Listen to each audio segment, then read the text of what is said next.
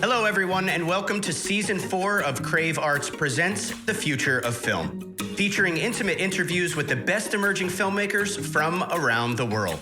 My name is Tom Oliva, and I am co-founder and executive director of the All-American High School Film Festival and Crave Arts, dedicated to discovering, showcasing, and uniting the next generation of visual storytellers and content creators.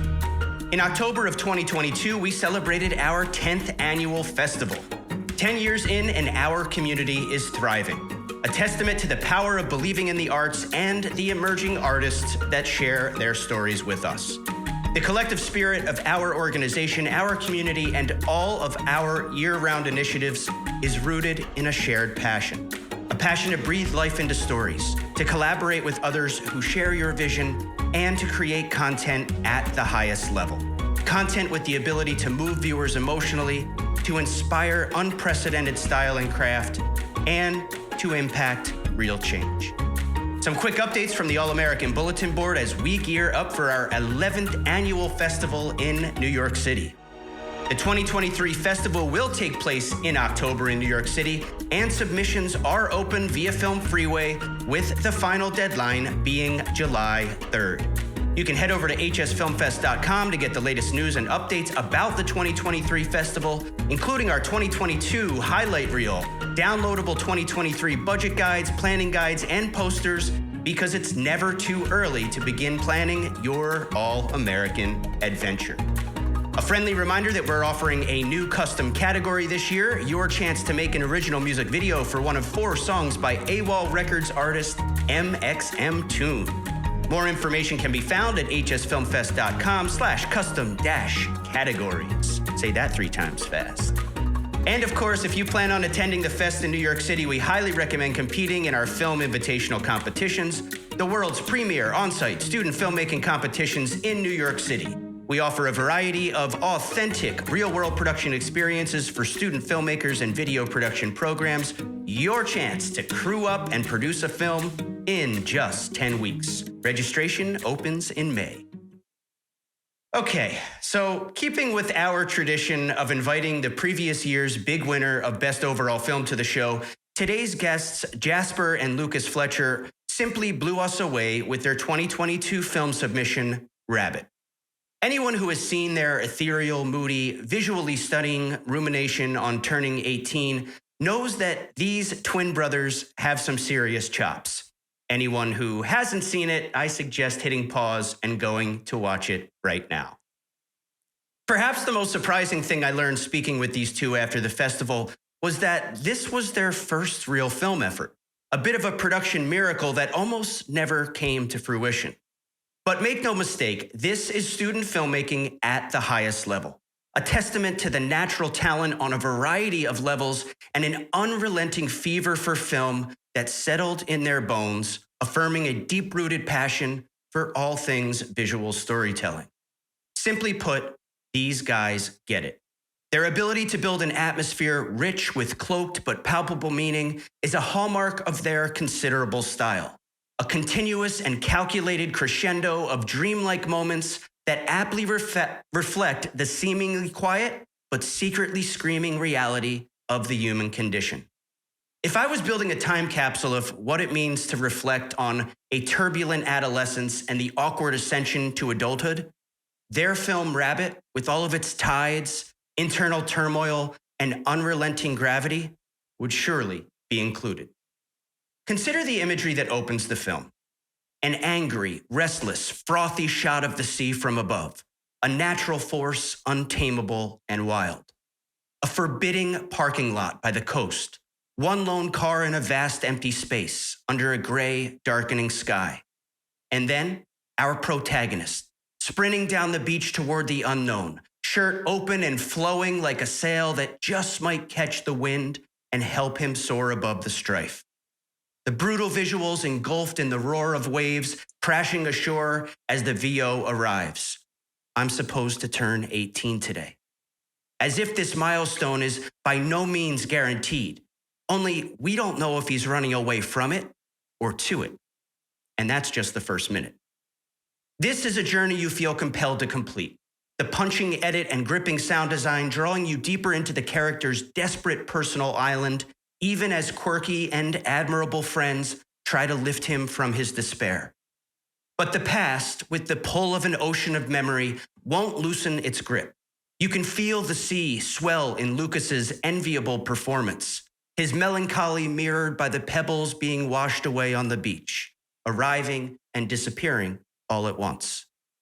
The balance of the aloof and intimate grows through the revealing voiceover until there's nowhere else to go but an inevitable confrontation of the self. A drowning, a baptism, or a return to the comfort of a womb. It's all there waiting for your senses to embrace, interpret, and perhaps maybe even understand. And man, oh man, is it really nice to look at. I am honored to be joined by Lukas and Jasper today. Welcome, guys. I'm sorry I'm talking so much, but I have nice things to say. How are you? Well, we're great, and let me say that was poetry, Tom.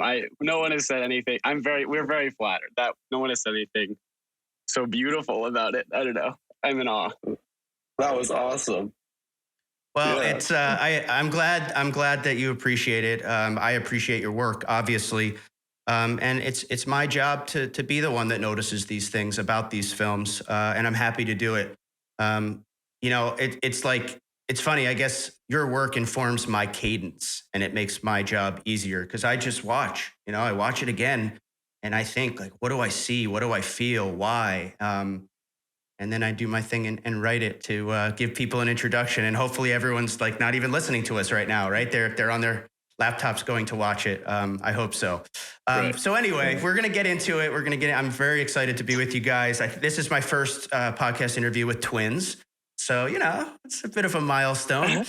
And we're going to get into the whole thing. But first, we're going to get the conversation going with a little exercise we call personal portrait.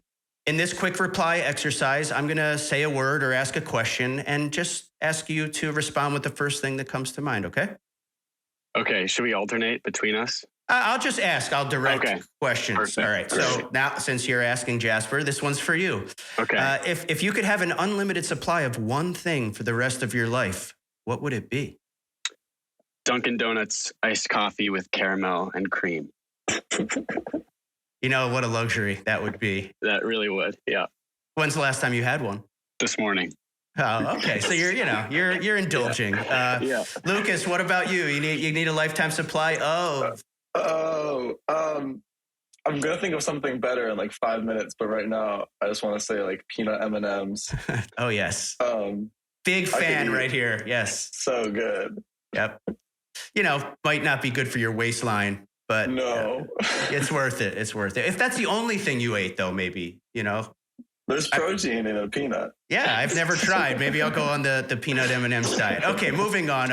Lukas, back to you. Sure. Imagine you could teleport anywhere. Where would you go right now? Oh, well, maybe Ireland or somewhere where it's like those big sheer cliffs that's like green and then there's the ocean. Very epic.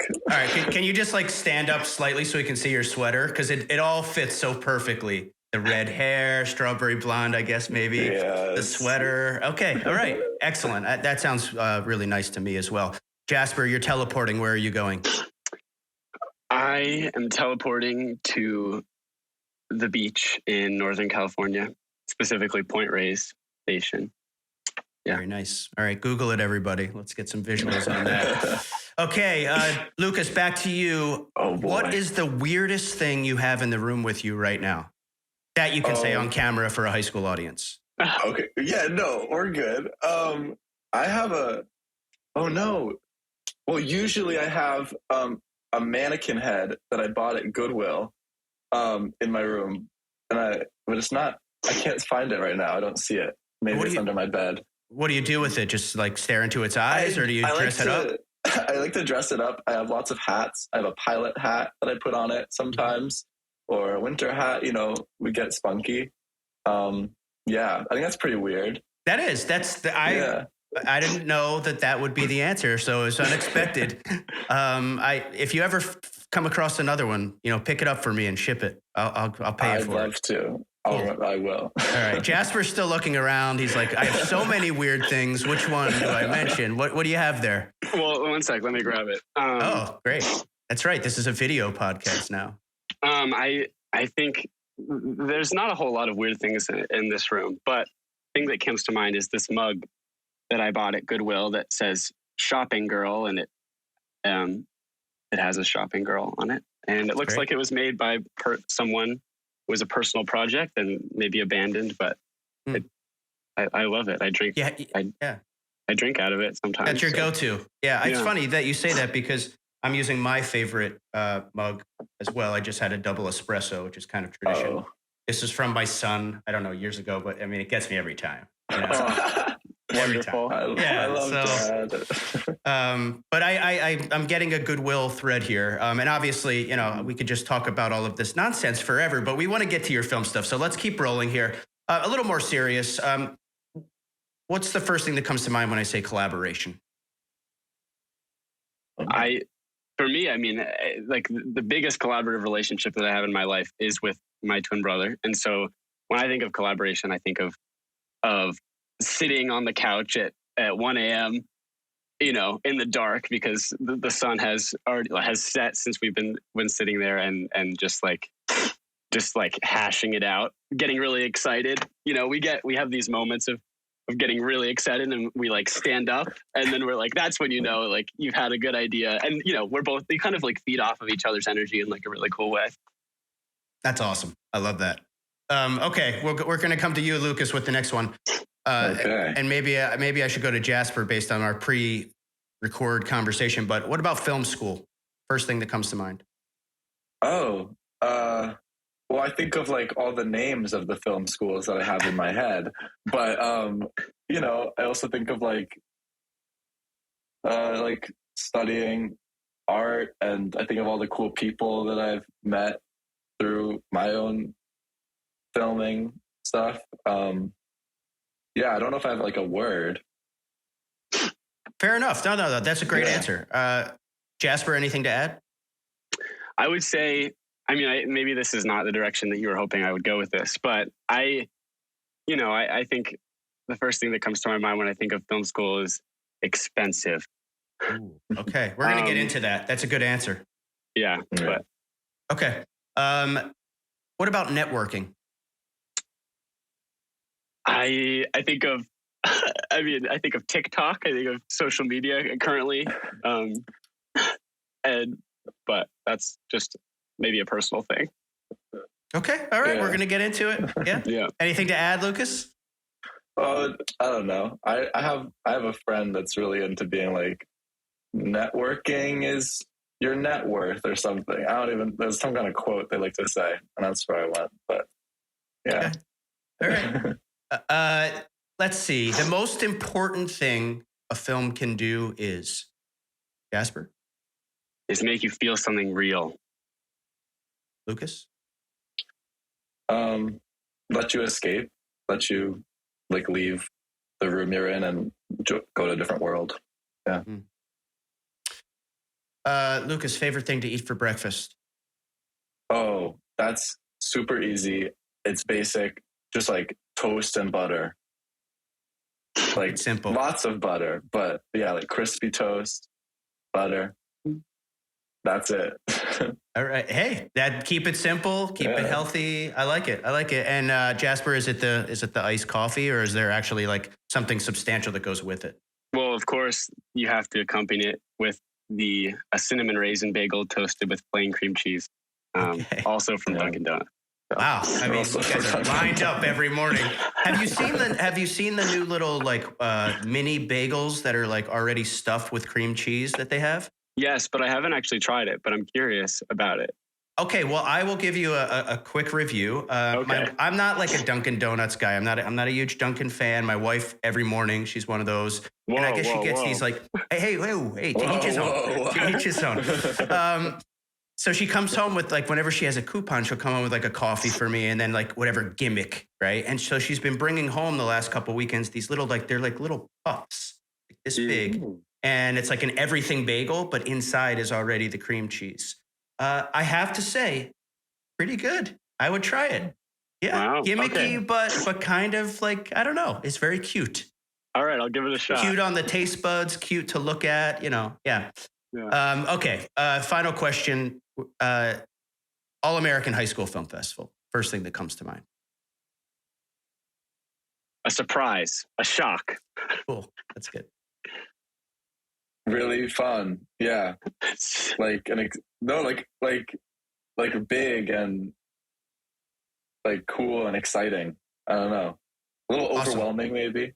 Yeah. Cool. Well, I'm glad that we can elicit such a response. Okay, so we're having our fun, but I want to dive a bit deeper into all things Jasper and Lukas, storyteller, filmmaker. It's wonderful to reconnect with you today. We did have a chance to talk after the festival, but I'm glad we can do it here on the show. Let's start with where you are currently and what you're up to as it relates to film, if anything. Lukas, where are you right now? Well, I am in between semesters of college still. So I'm like loafing away at home in Western Massachusetts.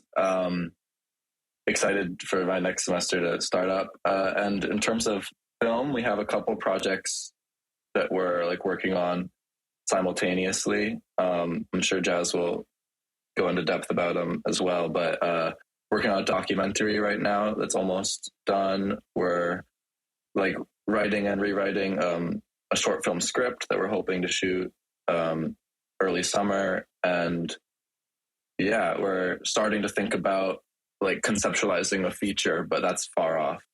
Yeah. And these projects that you're working on, it sounds like you're keeping quite busy, which is very exciting to me. Yeah. This is all independent of anything that you're doing at school. This is just like you and your brother after hours grinding it out.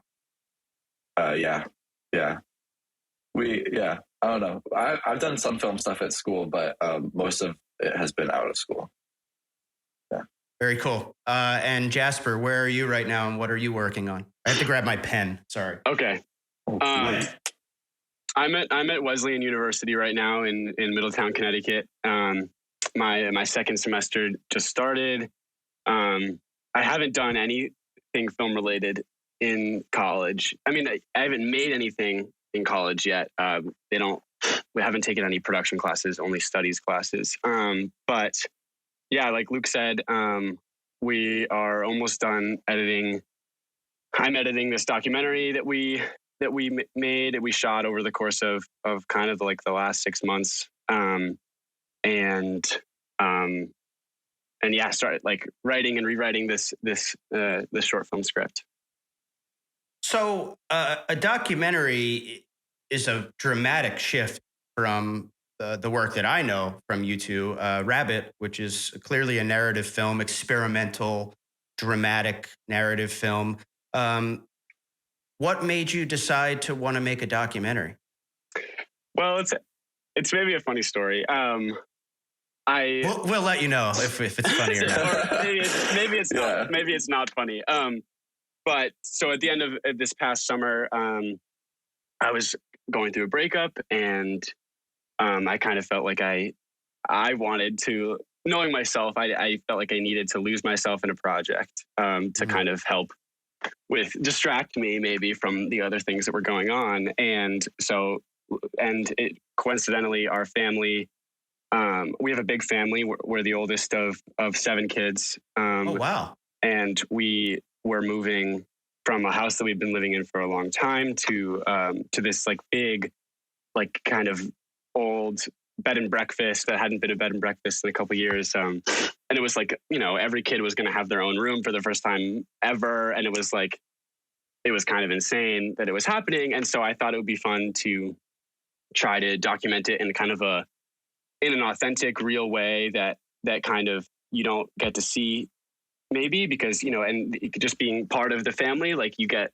a level of closeness and vulnerability, and like there's a level of comfortability with that the subjects have in front of the camera just because they know the people that are filming them so well that I thought would be kind of interesting to investigate and kind of see where it went. And I don't know, it's been a crazy process. I think we went into it in the way into making the documentary in the way that you're absolutely not supposed to, which was like we had our narrative in our brain. Like we like here's the beats we're hitting, right? We even like recorded ourselves saying stuff that like helped push the story along.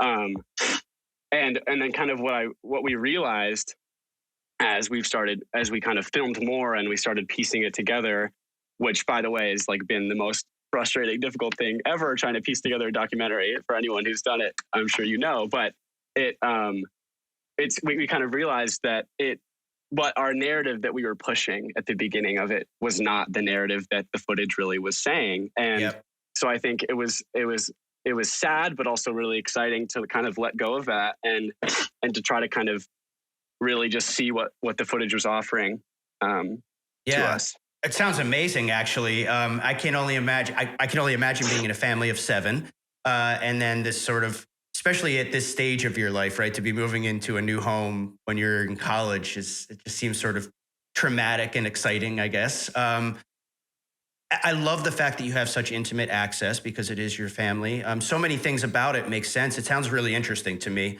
Just moving into a big old house alone, right? It's just kind of like every room has its like story and secrets and all that good stuff. But I've heard what you're saying a million times. It's something that we teach. Don't be afraid to have the narrative shift because it often does with a documentary. But to hear that you were so locked in and then it inevitably happened anyway is really interesting. Lukas, can you tell me with this documentary, does it have a working title? Yes. The current working title is When We Move. And yeah. Can you tell me about like your specific roles on this project? Like how do you and Lukas work together? Is it just sort of like all collaboration or do you have certain strengths that you sort of lean towards? Well, with a documentary, it's tricky because, you're not really writing it. And so there's less roles that we found that you kind of need to fill. But, we've co-directed it, like conceptually. I mean, like we run every interview together, right? And it's like the questions that we alternate who kind of asks questions, not like religiously, but, we're alternating who's asking the questions. We both have shot it. It's kind of like whoever wants to go shoot something for it goes and shoots something for it. And then I'm the one editing it, but like, whenever I have a snippet to export and send over to Luke, we're getting his feedback about everything. Yeah. Anything to add, Lukas? Yeah. Yeah, no, I think Jazz said it pretty perfectly. Jazz is doing a lot of like the dirty work in there with the editing, and I'm like, yeah, it looks good, or I would change this maybe, which is good and fun, and we're working well together on this one. Yeah, it sounds like you have for a long time. And so nothing wrong with being the executive producer on it. You're the money. I mean, you tell him this is good or this isn't good, and you be tough on him. Who is older, by the way? Who popped out first? I am 45 seconds older. See, so that's why he's barely the boss right there. Mm-hmm. Yeah. You ride that wave. Yes. Well, it's really cool to hear about this documentary, and I certainly hope that you will make sure that you share it with me. Do you have any specific goals for it, or is this just sort of a personal project to keep you fine-tuned in the industry? Well, I think in terms of goals, it's kind of hard to say because this project has transformed so much since we started making it. I think I don't think we have any idea how it'll be received. We're very biased as the people that are making it, and it's our family, right? So it's very personal to us. Like we are emotionally impacted by the things that are being said and shown in a way that I have no idea if it'll resonate with anybody else, right? But I think I'm excited about the way that we're kind of telling. I mean, it's shot almost like a narrative film. I mean, it's like we've put a lot of thought into the way that it's framed, and I think it feels cinematic, for lack of a better word. Yeah. And it does. I think I'm excited about like kind of the intersection between the narrative and the documentary filmmaking, and kind of like, can we make something that's like, I think sometimes documentaries can be kind of slow and dry, and the filmmaking, not to criticize documentary filmmakers, but the filmmaking is almost secondary to the story. And I kind of, and maybe this is just because we're telling a story that's not all that original or interesting, that like maybe we're trying to compensate with having interesting filmmaking.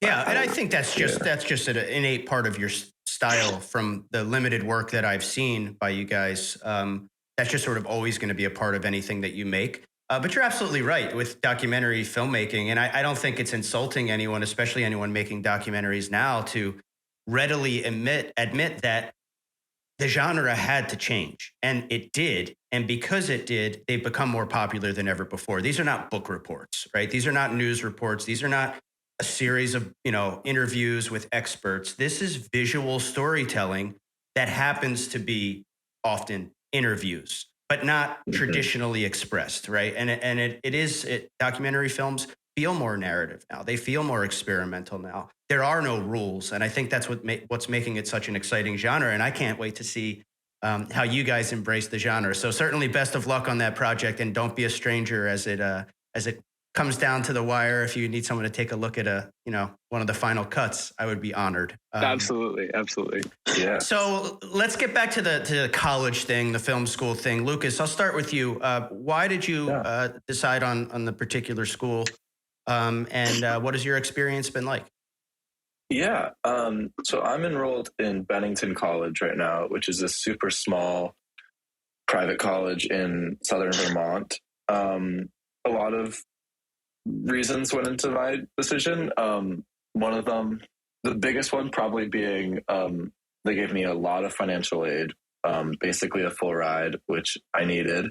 And they're super weird, super funky. It's kind of like design your own education kind of school. Like we don't have traditional majors. You kind of like write essays about like what you want to learn and how you want to learn it. And then teachers are like, yeah, that sounds good. Like, let's help you do that. Which is like not for everyone, like definitely not for everyone. Sometimes I feel like it's not even for me all the time, but I've had a mostly positive experience with that side of it. And then there's film there. It's not like a film school kind of film situation, but there are film classes that I've taken. And the most exciting part about the film there has been it's been a lot of creating and making. Whereas I know sometimes it's like, now we're going to watch films and talk about them, which I love to do, but maybe not when I'm like paying to be there, or like, because I'm so much into the creation of it. Yeah. Mm-hmm.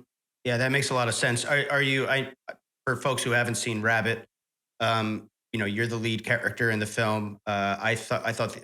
I think that your acting in the film is a huge asset. You seem like a natural on camera. Are you getting a chance to also do some performing while you're there?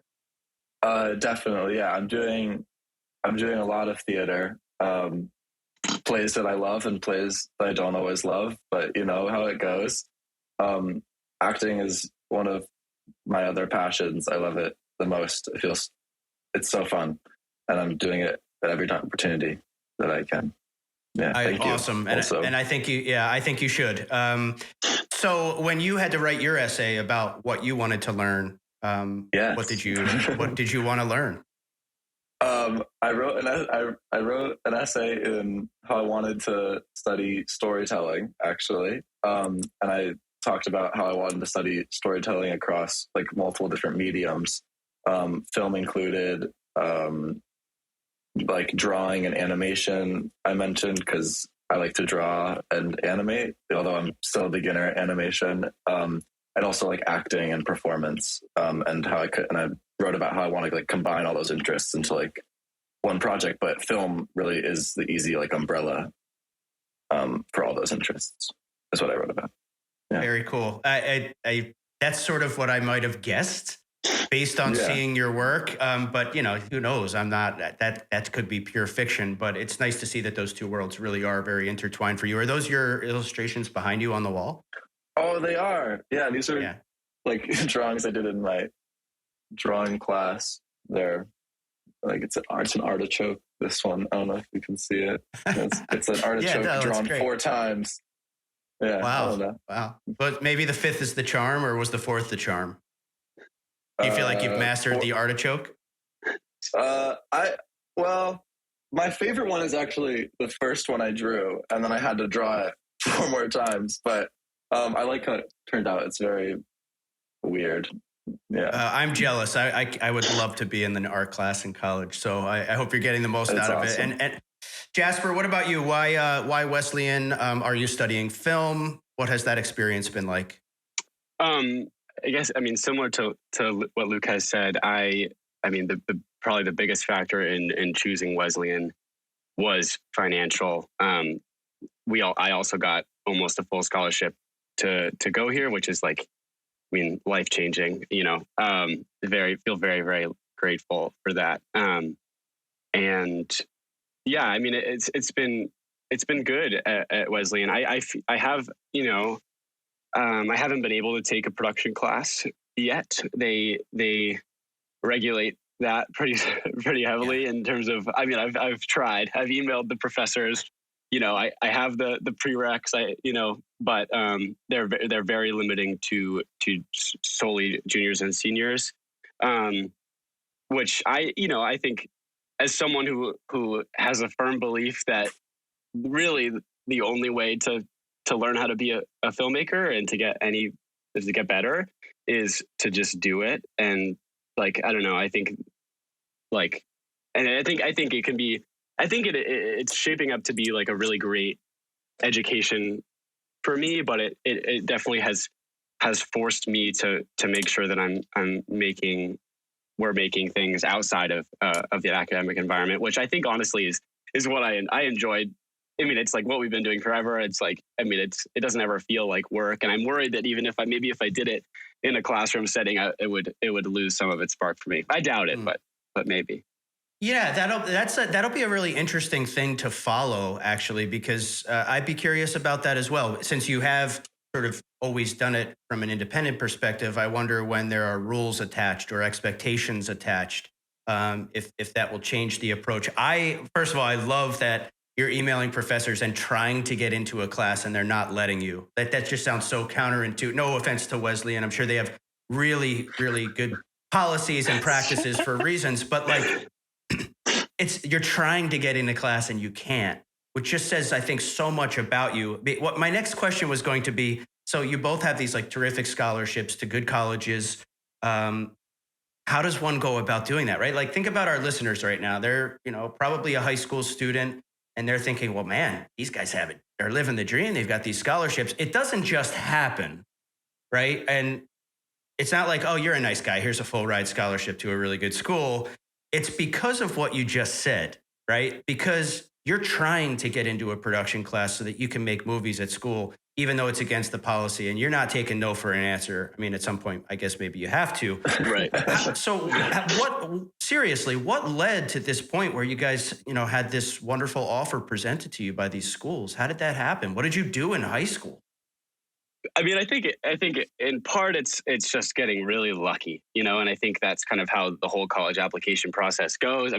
I applied to 18 schools. I got rejected from all but 3, I think. Oh wow! And so, getting into Wesleyan and getting the amount of money that I did to go was like, well, this is just incredible. I think in terms of like what I did or what we did to like set ourselves up for that was, we had a portfolio of work going into the college application process. It was limited at that point for sure. But I think, I think, as much as you can build a portfolio as a young person and, in high school, it's like, not only like, are you going to just like learn so much, but it does, I guess, also look good for college. Also, financially, our family is very large, and our parents don't necessarily make a lot of money, and so a degree of it was just like our own financial situation, which, yeah. It makes sense. I mean, I think you're very humble, and I respect that. I think you're leaving out probably some pieces that include getting really good grades, probably being very well rounded, being nice, articulate young men who want to embrace any and all opportunities that are presented their way. I mean, if I'm sitting in that room deciding who I'm giving the scholarships to, I could see being impressed by the way that you guys present yourselves, and probably with your backstory as well. So, Lucas, favorite thing about your school experience so far, or one of the things that you really like? Well, there's just so much. There's a lot of freedom at Bennington to do what you want to do, and like just like you don't have to take advantage of it, and then maybe you wouldn't have as great a time. But it's just like so much, like freedom is what I would say. Like in film classes, it's like there's a very open assignment, like do what you want to do. And if you want to, you can like go out and like ask your friends to act in it and like write this thing and like try to produce it and make it. And then you get to it, and then you get like school credit for that, but it's the kind of thing you would want to do anyway. Like, and because you get to like design your own education, like for lack of, because you get to design your own education, it's like, it doesn't really feel like school a lot of the time. It feels a lot like doing stuff I would want to do anyway. I don't really like, I have homework and I get stressed out all the time, but the homework is like draw 3 drawings like quickly and write a screenplay and film your friend doing a weird dance. And then like, like it's like so much art making, and it's just so fun. Yeah. That's really cool. That sounds amazing. And stressful, but fun. Yeah. Yeah. Well, if it's only stressful because you're taking it seriously, because you love it, I mean, if you could care less, then why would you be stressed about it, So I think that says a lot too. Jasper, a favorite thing or something that stands out about your experience thus far? I mean, it's definitely the people that I've met, the friends that I have. I feel like for the first time, like maybe in my life, I have friends that I like love. I mean, I've loved my friends my whole life, but I have friends that like that get me and that like accept me and like that love me like just as much as that I love them. And I don't know, I feel like eternally grateful for that. I did not have that last year, our freshman year of college. I did not feel that way, and this year has been like a complete shift. And it like I was close to dropping out. I was considering it for sure, and then this year switched, and I got close with this group of people that I love with everything that I have, and it's completely changed. I mean, I fully intended to get my degree, and I think that's really just because of people that I've met. That's so cool. I'm glad it worked out, because I certainly remember my college experience and the number of, my freshman year dorm, the number of guys that were on my floor, and then looking around at graduation so many years later, and there's like 3 of us out of like, I don't know, 20 or 30. And that's just the way it is. It's a big change. And I think a lot of it is those relationships you form that help you feel like you're grounded there. And it sounds like it was a tightrope for a bit. So that's cool that it worked out. I want to take a step sort of all the way back now and sort of discuss some experiences that got you guys to this point, that got you to the point where, I'm watching submissions and I click on one by the Fletcher boys and it's Rabbit. And I'm like, wow, this is probably going to win.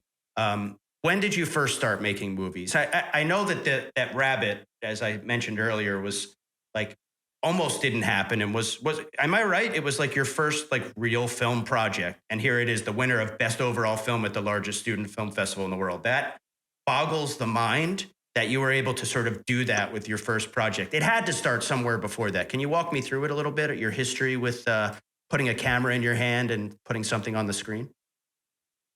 I mean, Luke and my stories are obviously a little different, but they inevitably come together in the end. I think for my story, my part of it, when we were 11, our great grandmother, Dee Dee, she gifted us both iPads for Christmas, or for our birthday, I think, our 11th birthday.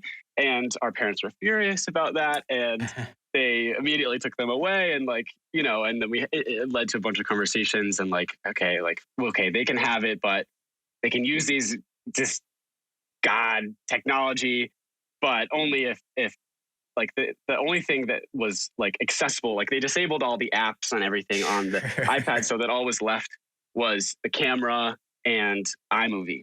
And so I think that's like kind of where that was the first experience we'd both ever had with filmmaking. I mean, at that point it was like, you know, we were making little trailers, like iMovie trailers. Tell me I can't use this thing, and I'm going to use it in any capacity I can to the fullest. I love it. I love it. So, I mean, like, it was like, you know, it was like all we did basically. And we just fell in love with it. And then, I don't know, I think it's at a certain point, like we started having like little family film festivals. Like we would show the things that we made to our family. And I don't know, I think that was the first time, I think, you know, watching other people and enjoy your art and be impacted. I mean, at that point, nothing was very emotionally deep, but, you know, just people enjoy it and like maybe be emotionally impacted was like one of the most beautiful, empowering things that like I'd ever felt. And I think that's a feeling that I'm speaking for myself, that I got addicted to. And addicted is a hard word, but I mean, like I fell in love with, I think. Mm-hmm. And then there's more. Luke can tell maybe the rest of the story. No, that's a great story. God bless Dee Dee for coming through with those iPads. I mean, exactly. It could have been a very different story if that was like a basketball hoop or something. Yeah. Anything to add, Lucas, to your adventures as a young filmmaker? Yeah, I mean, that was like how it started. And then, you know, I went to high school. We went to high school. We kind of diverged a little bit. I got really I like discovered acting kind of in high school. I was like, oh, this is fun. Like maybe I'll do some of this in my spare time. And I always really liked writing, like my whole life. So then like because we went to different high schools is part of the story as well. So then like at some point in like junior year, we like kind of like came back together and we're like, hey, we kind of like the same things. What if we like use those like passions to like work together? And then we started making like little skits. Like we would be like, let's make a film in one day. Like we'll brainstorm for 2 hours and then we'll just film it. And then Jazz will edit it because I didn't know how to do that yet. And then, yeah, it was just like really fun. And now, now it's just like what we do. I don't know. It's so interesting. It sounds like you sort of had these exercises, though. Like you were always sort of oddly focused on getting better or sort of testing yourselves and your creativity, like coming up with these little exercises and projects. And hey, it doesn't hurt that sort of one of you gravitated a little more towards the production elements and one of you was a little bit more gravitating toward the performance. And so these sort of necessary roles were falling into place on their own based on your interests and skills, which I think is really cool. So you guys are from Connecticut, the state everyone forgets. We're actually from Massachusetts. Oh, you're from Massachusetts? Yeah. Your submission said Connecticut because you were probably a freshman, or no, I don't know. I might have been in Connecticut when I submitted it. Yeah. But yeah, I was. We grew up in Western Massachusetts. Oh, so everyone knows about Massachusetts, of course. It's not a forgotten state. I know that Rabbit, winner of Best Overall Film last year in 2022, was essentially your first attempt at making a serious film. Were there any experiences in high school? Did you have a film class? I just keep coming back to this idea that like, I watched this film. It's a fully realized project at the highest level for student filmmaking. There had to be something. There had to be some sort of like education involved, or no? You just like grabbed a camera and made this movie.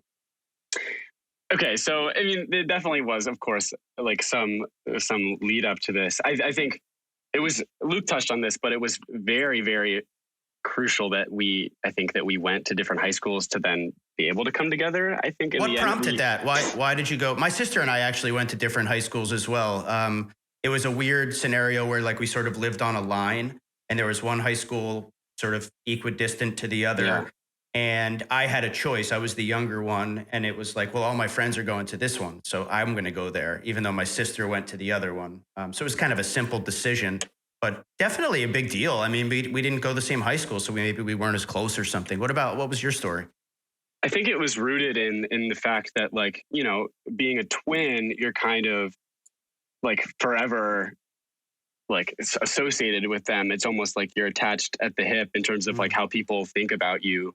And I think that was really hard for me as someone who like wanted to be independent and wanted to be my own person, and I wanted to have my own friends. And I think that like, so I think I mean, regrettably, like I think I held some form of resentment towards Luke, like throughout our childhood, which I mean, of course we've overcome. But I think the biggest part of that was I went to the public high school in our town, and Luke decided to go to the performing arts high school like 20 minutes away. And I think that time apart and like that ability to kind of really develop into our own people in high school, like apart from one another, was like so critical in us being able to then come together and work collaboratively. Like we needed to like establish who we were, like independent from one another first.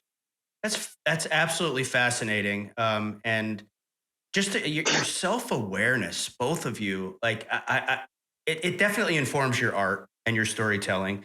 That's immediately obvious to me hearing these stories, but it's also just like so darn commendable, like that you're able to sort of look at the situation so honestly. Like, yeah, I sort of didn't love being a twin. I wanted to have my own identity. And then to sort of be so open about that, and then to see it all come full circle, probably because of the openness.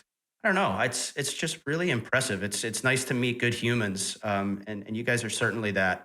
I'm realizing. Thank you. I'm realizing I totally didn't answer. I'm realizing I totally didn't answer your question. You know, I was just kind of skirting around that. That's my job, but it's okay. I'm happy to.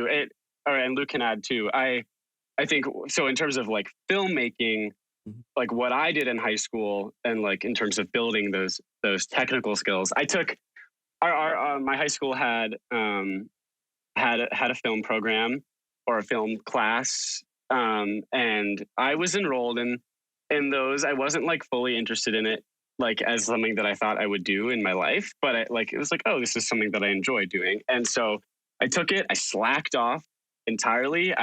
My teacher, his name is Jeremy Whalen, who has like now become, I mean, such a loving mentor to me in my life and relating to filmmaking. And he would, I don't know, he might not say that I slacked off, but knowing myself, I slacked off. But I think I was around it, but I didn't ever like really make anything for class. That was never something that was exciting for me. I felt very limited by the rules and regulations. But I really enjoyed like editing. I think the love for editing and like manipulating something and creating, like how, this is like the philosophy of the Soviet montage, but that you can cut something next to something else and that it can create something completely different than those two things independently. And I think that the idea, the emotion that like being able to cut something in music, and of course, as you like do more and you get better and more familiar with the software, like the things that you're able to do just grows and grows. And I think for me, it was like I had this vision of what I wanted to accomplish in my head, and then like as I got better at editing and just did more of it, like it's like almost like you're just getting closer and closer to being able to actually realize the creative vision and like make something that is tangible. And that is like also something that's really empowering. And so it's like, it's a translation of your own psychological whatever. But I had dabbled in I didn't really start doing like cinematography or photography until like right before Rabbit. So I don't know, maybe, but yeah. That's crazy. First of all, you're literally like explaining the philosophy of Rabbit as I interpreted it watching it. And Lucas, it must be a little hard keeping up with this guy. I'm getting that sense that Jasper's got an engine that he hides very well, but is always running. And hey, good thing that you didn't slack off in acting class, because you ground the film with your performance. No, but it's fascinating. Wow. Like just hearing even how you recognize that really one of the gifts of filmmaking and visual storytelling is that you get to manipulate time and space based on memory and mood, and that's really what you did in this film. And you were sort of aware of it, and I don't know, you just picked up a camera and I guess just saw everything cinematically, like you've been studying it your whole life, because that's the way that the film comes across. That's amazing and very exciting, because I mean, I guess you can only go up from here. Do you? I'm just curious. Do you?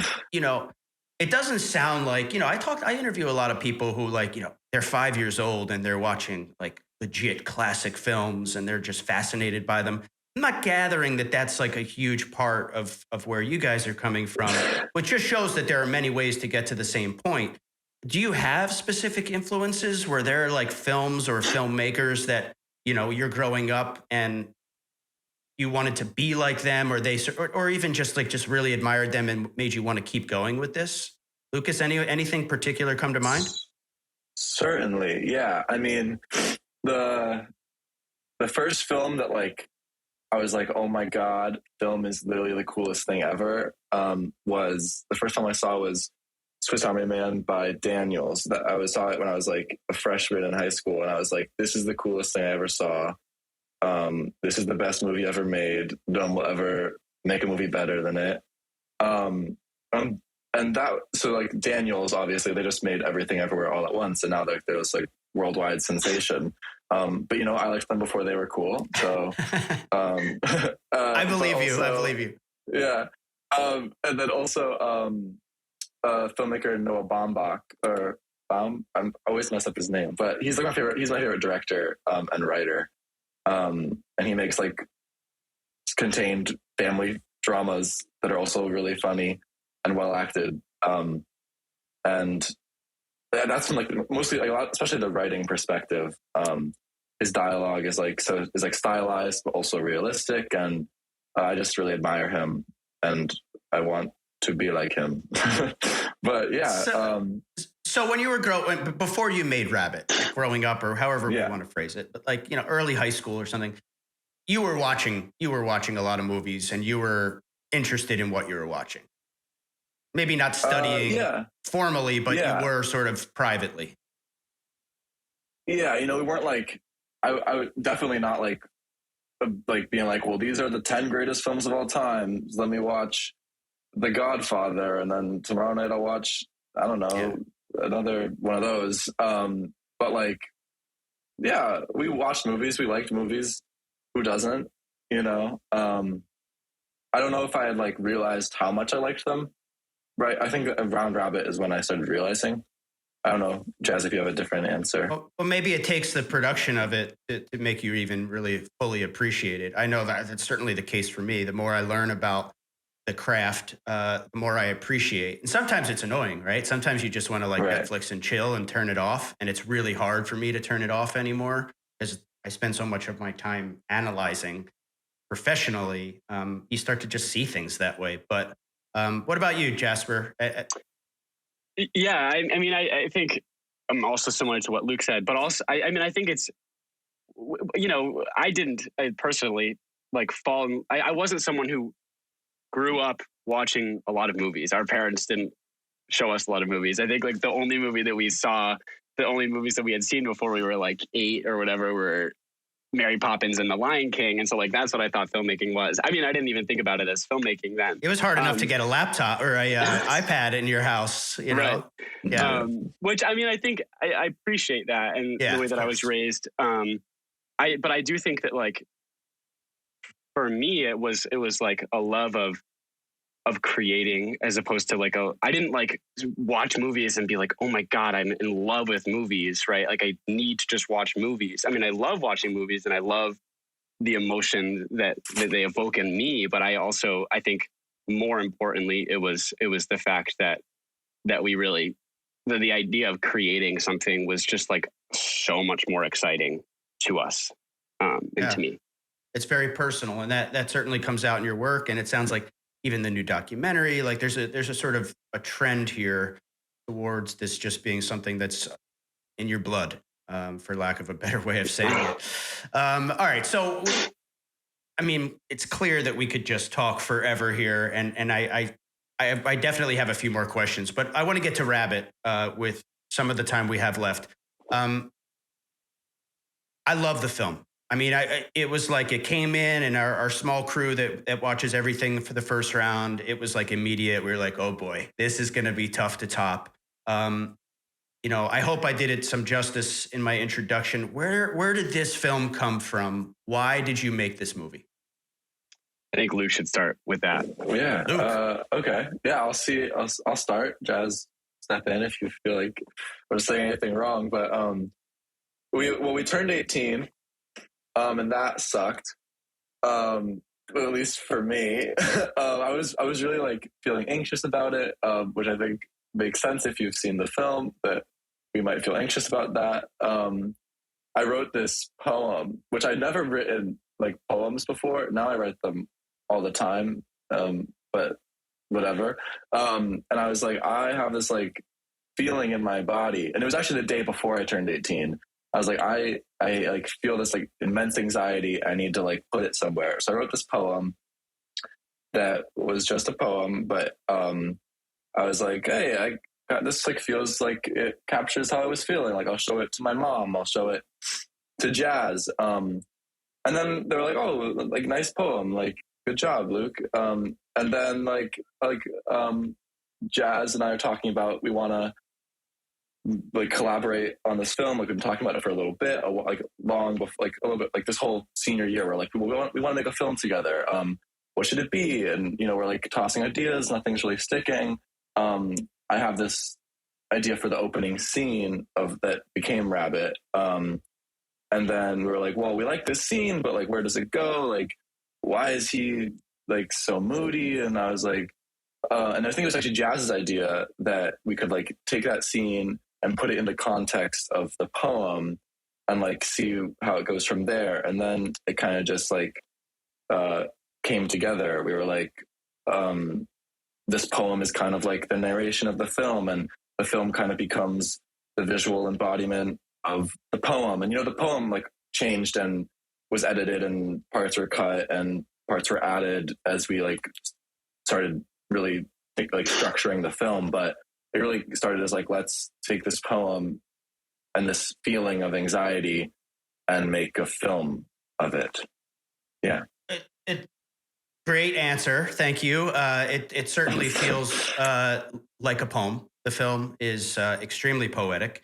So that makes sense. And I'm gathering, which I don't know that I really put this together before, but I'm gathering that a lot of the VO is actually the poem, or slightly changed version of the poem, maybe elevated cinematically or whatever. But that's a lot of what we're hearing is this poem. I can imagine like sitting at the kitchen table and you handing me that.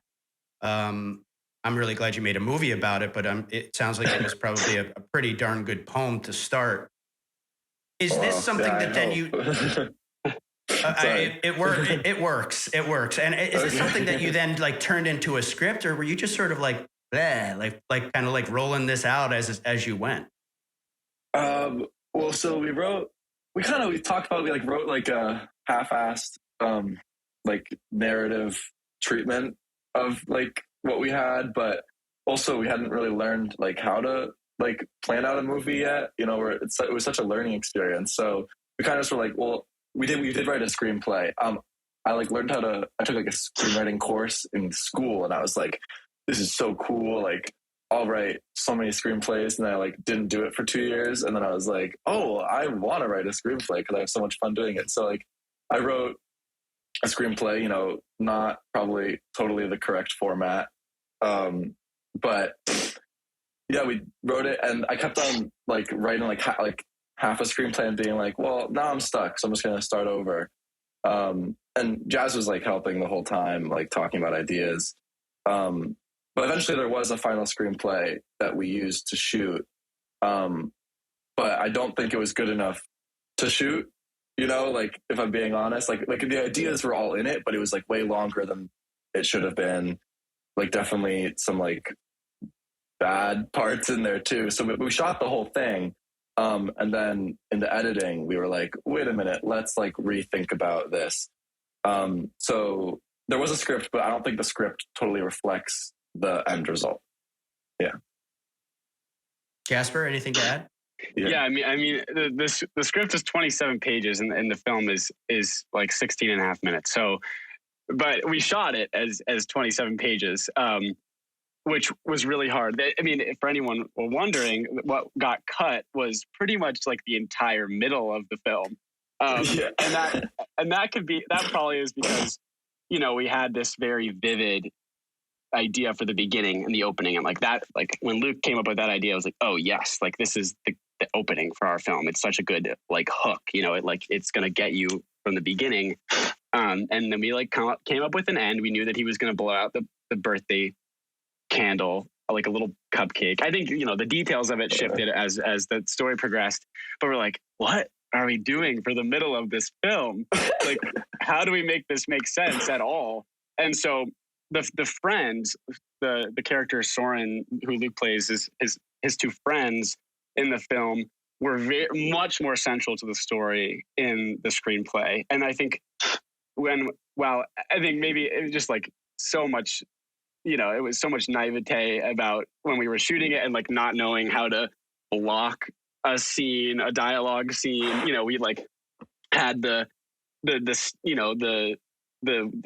tracking shot of the people walking down the alley, and like as they're having their conversation, it's like it's just one take of this, and it's like, you know, we kind of just ended up cutting all this meat in the middle of the film.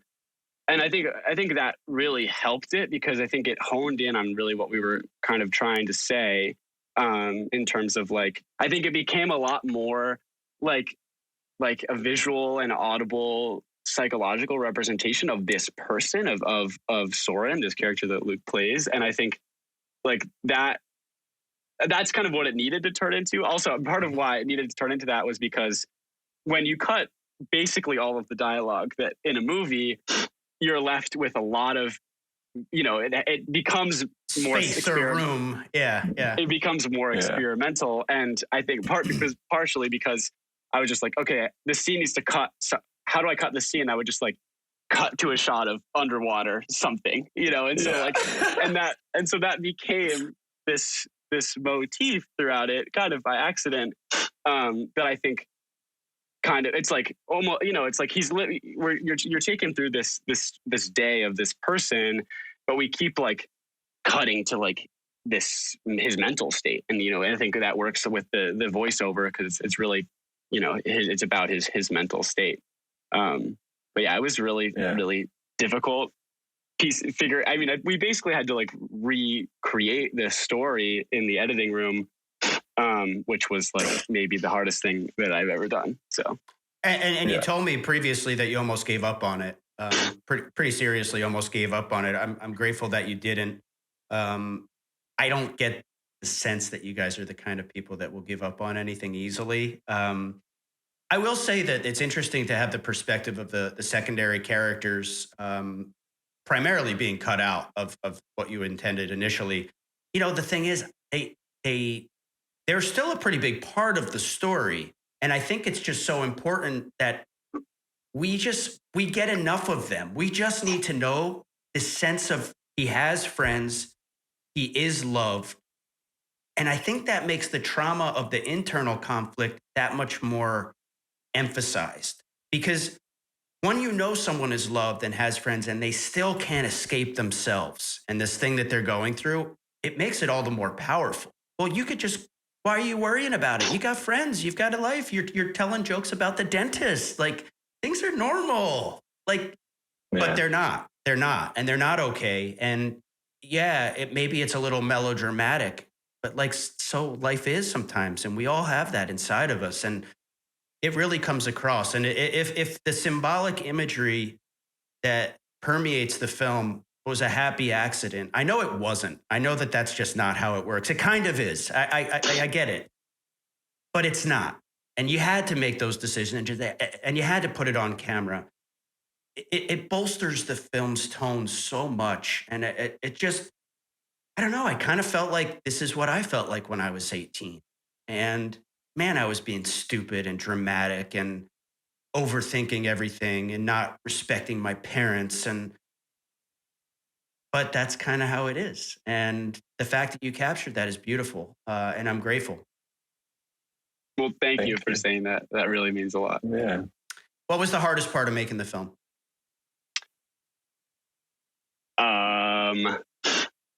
Well, I mean, I think I told you. I have so many answers. Tom, I might have told you this story. Yeah, but you didn't tell our listeners, so go ahead. Yeah. The thing that comes to mind for me, and you touched on this in terms of when we almost gave up on this film. It was the last thing we were shooting for Rabbit. We were going to wrap, after this scene, and we had to shoot the underwater scene. And so for those, thank you for that, by the way. It's been an asset for our highlight reels and things. That was honestly maybe the thing that I was most excited to shoot. I mean, it was all, no one taught us how to do it. I was kind of just like, okay, how can we make this work? And so we were like, okay, we're going to shoot in a pool.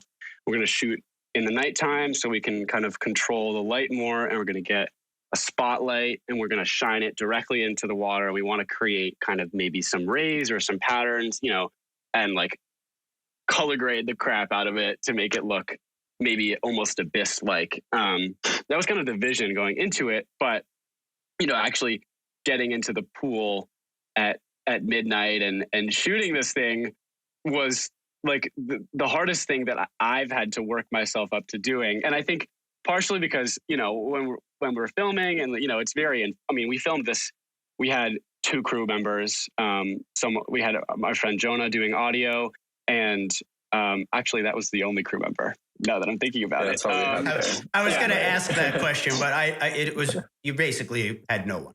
Yes.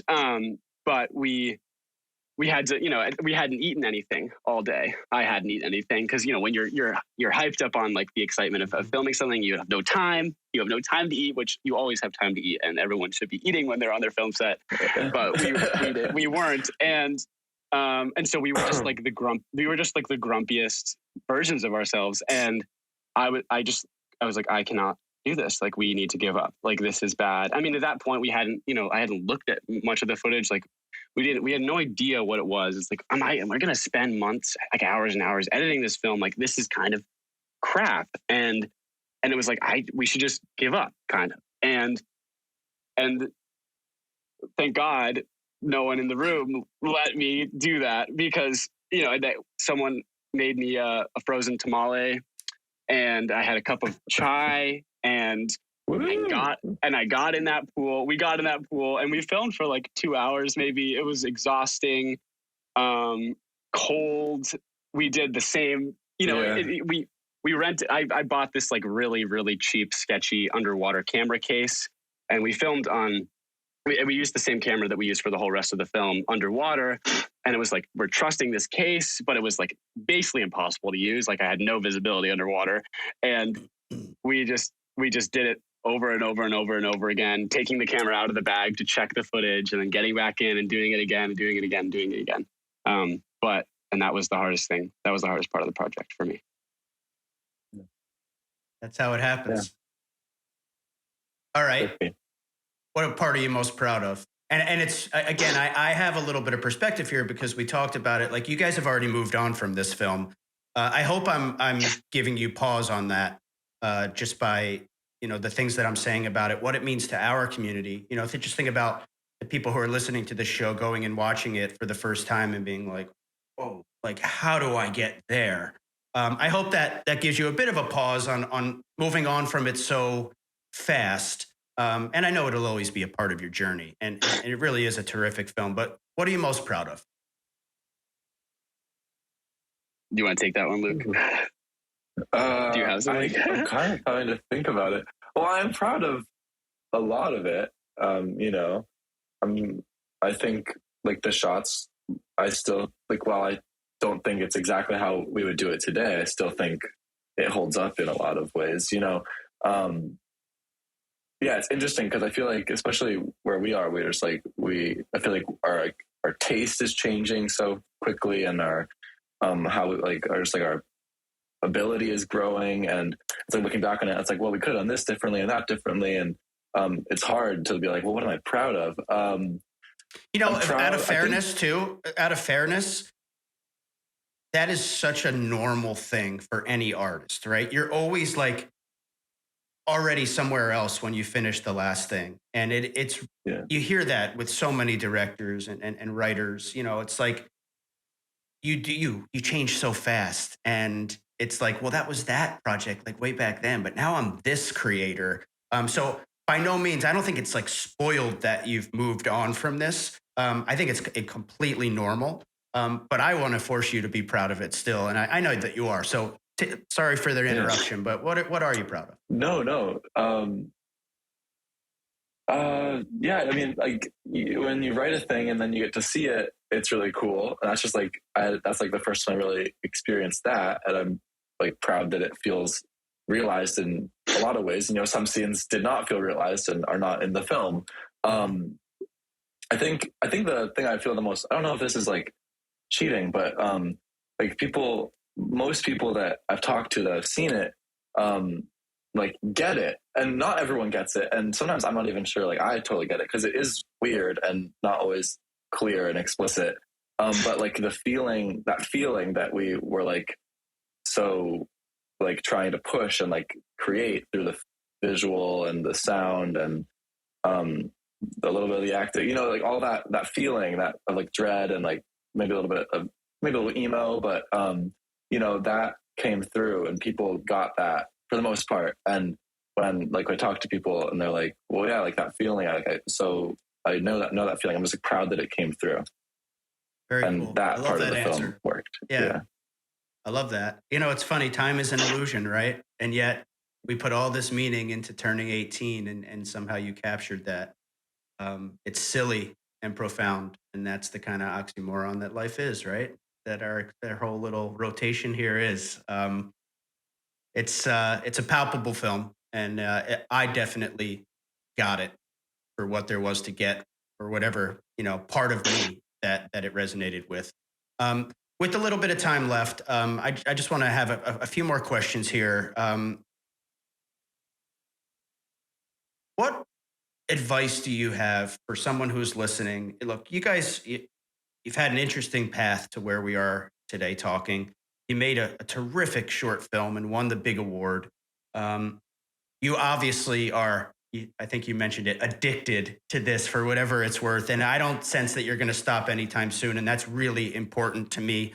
I don't think you should stop. I think you're naturals. I think you have a very high ceiling. If you're a young filmmaker listening to this and you're, maybe in your high school classroom and your teacher's got the episode on, and you just want to know, like, what should I do? What do I need to know to sort of keep going in the vein that these guys have kept going? What advice do you have for our community? I think this is an idea that gets talked about a lot, but I would further stress it. If you want to do this like for real and you like really love this, just do it. Don't we shot on we shot on our phones for the first 3 years of dabbling in this, and it's like that's all valuable. Like, don't wait until you have like access to a cinema camera. Like, no one cares. Like, it's way more about. Honestly, and it's funny because so we just had a TikTok about Rabbit actually go viral, which was funny accident. Please send me that. Send me that. I will. But it has like almost 4 million views now and 1 million likes, and there's so many comments, and everyone's like, what camera did you shoot on? Like, tell me the camera that you shot on. And it's like, what I want to say is like, it's really not about the camera you shoot on. I think, from a technical standpoint, it's way more about the color grading in terms of looking professional and looking cinematic. I have no formal practice in color grading, just YouTube videos and trying stuff out. But I think like you're only gonna learn by making something. And it's like, if you're waiting until you're a senior in college to make your first film, it's going to be bad. Your first film is going to be bad.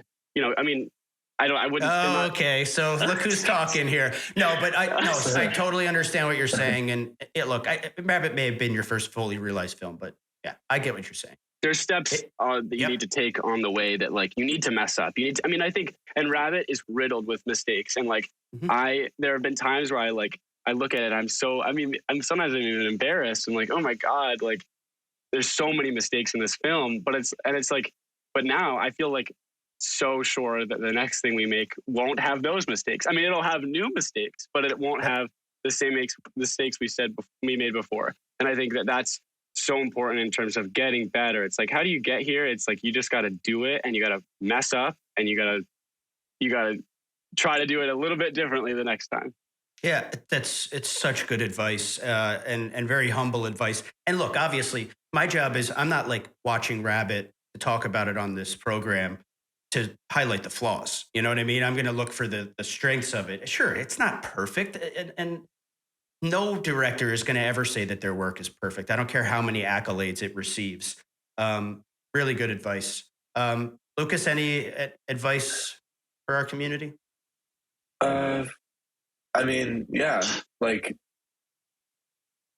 keep doing it if it's like what you love, and like make things that you like I don't know. I just feel like don't waste your time on like a project that you don't like, or like you don't feel passionate about. Like the way you're gonna like make a thing that is good is by really caring about it. Like I feel like I've done like so many, especially, I mean, as like an actor, I've done like so many performances that I'm like, oh, I don't even like care about this show, or I don't even care about it. And then my acting is worse. Like, but with filming, and like if you're writing it yourself, you get to like decide the idea. So like really choose something that you love and that you're excited about.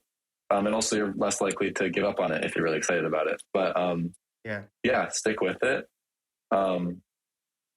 Have fun. It should be fun. It should be like hard and difficult. And again, the mistakes are going to come in many, many mistakes are going to come all at once. But like find the fun parts as well. I don't know. You know, it's so interesting that you talk about that. It's like, try to take control of your destiny as much as possible, which just sounds so silly because, well, why wouldn't you be able to, right? It's easier said than done. And I find myself like worrying about that so much with my own two sons. Like, I just want them to understand, like, literally, you can do what you want to do in this life, but you just have to do it a lot and really work hard at it and be passionate about it. You can't just like think it's going to fall into place. It's like a double-edged sword in that way. I was driving around yesterday. I had to take my wife to a doctor's appointment, and I work from home. I do my own thing. I'm incredibly grateful for it. I'm very passionate about it. Otherwise, it would not work. You know, it's not like anyone could do what I do and just fall into it. It happens to work for me. But I drive around sometimes, like during the day when I'm out, and I just look at like office buildings, like little doctor's office buildings or strip malls or wherever it might be, and people like going to a job and parking in that parking lot and sitting behind a desk doing the same thing. And I just feel so sad. I can't imagine. And if that's what you want to do, and I'm sure there's tons of people doing those jobs. I'm totally oversimplifying it, of course, right? That go to those jobs and they're passionate and they're helping people or whatever it might be. But man, what you're describing is like, if you found a way to do this and to do it with stories that really mean something to you, what a gift, you know? Find a way to keep doing it. And I'm sure along the way, you're going to have to do a lot of other things. And it's not going to just be like, you know, a rocket to stardom and financial security and all of those things. But none of that matters if you're doing what you want to do, you know? And I certainly hope that you guys will continue on that path. I like to leave our listeners with recommendations. And I always say that this is a bit selfish because I want the recommendations too. It can be anything at all. Maybe something you're listening to, maybe a film that you watched recently, a film or a show that you're looking forward to. Give me something on your radar that will give a little more insight into what you like and what you're excited about. Whoever wants to go first. In terms of a film that I would recommend that like really it really spoke to me, or is The Worst Person in the World, that came out last year or 2 years ago. I almost watched that last night, for the record, but now I'll try to watch it tonight. I mean, it's. I think I would say that it's my favorite film that I've seen today. I mean, that changes obviously all the time, but there's just like a realness about the dynamics, and like I think I speak for both of us when I say that like the kind of films that we're interested in making are about real people and real relationships, and it's like we're really interested in authenticity, and it's like how can you make because you can feel the authenticity in a film, and when there's not that, and it's like how can we. And I think that The Worst Person in the World is like a really, really fabulous example of a film that does it in a way that works. That's awesome. That's absolutely my favorite thing. If not, it's probably my favorite thing, but certainly one of my most favorite things about cinema is I love the authenticity aspect of it. I like when things are very real. And it's funny, even a film like Rabbit, if it wasn't rooted in very real things, the dream of it wouldn't work, so it can go in a lot of different directions. Lukas, something on your radar? Oh my God, I have so many things in my head, but I want to say A Ghost Story, which is a film from 2016, directed by David Lowery, I want to say. Yeah. And it's like nothing I've ever seen before. It's one of my favorite films. If you're looking for like visual storytelling, it's awesome. The cinematography is like maybe one of my favorite cinematography things ever. And I don't want to spoil it. So yeah, you should watch that. Or also like any Noah Baumbach film. They're all pretty good. And I like those films. Yeah. On my list, I have not seen A Ghost Story, I don't think. So now I've got a couple of things to watch this weekend. Well, first of all, I want to thank you, Jasper and Luke, or what is it, Jazz and Luke? Is that the brother lingo? That's what we call each other. I mean, it's yes. And you, Tom, you can call us that, of course. Oh, thanks so much. Yeah. So anyway, Jasper and Lukas, I'll be formal. I want to thank you for an insightful glimpse into your experiences and motivations as storytellers. I certainly encourage everyone listening to check out Rabbit and any other links we're able to put in the description. And of course, thanks to all of you for tuning in and joining us. I remind you that this is just one of many conversations with the future of film. You can go to hsfilmfest.com for more information on the All-American High School Film Festival. And please subscribe and share across all platforms to support our important community of artists. Jasper, Lukas, love it, man. You guys aren't too far away. I hope we can find a way to get together in person at some point soon. I'm a big fan, and I'll be following closely. Thank you so much. Yeah, absolutely. Thank you so much for this opportunity. I mean, it was, I said at the beginning, but like really just like a shock. Like, no, we didn't expect any of this to happen. And I think that's in big part due to you and your festival. And I think that like, I would encourage anybody to give it a shot. I mean, it's like really opened so many doors. I mean, mental doors and figurative doors in our lives in terms of this. Yeah. I appreciate that, and I'm happy that we could be here to help push you along on this crazy journey. Thank you, Fletcher boys, and thank you everyone for tuning in. We will see you next time.